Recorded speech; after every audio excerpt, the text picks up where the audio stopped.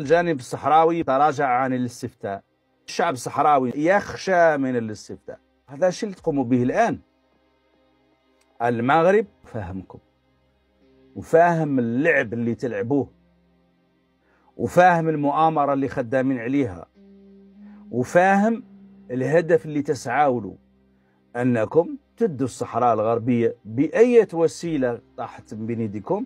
أنا ما عندي مشكلة مع المغاربة ولا عندنا احنا مشكلة مع المغاربة، احنا فاهمين القصة وعارفينها وعارفين انتم اش بغيتوا وعارفين لاش جايين للصحراء الغربية وعارفين بأنكم طامعين في أرضنا وطامعين في ثرواتنا طامعين في ممتلكاتنا وطامعين في ترابنا وطامعين في هذه الخيرات اللي أعطانا الله سبحانه وتعالى وطامعين في أنكم تضموا أرض الصحراء الغربية بالكذب ولا تضموها بالدعاية ولا تضموها بالذباب ولا تضموها بالرشوة ولا تضموها بالجيش ولا تضموها بالدرون ولا تضموها بأي وسيلة. المهم أنكم تريدون ضم الصحراء الغربية.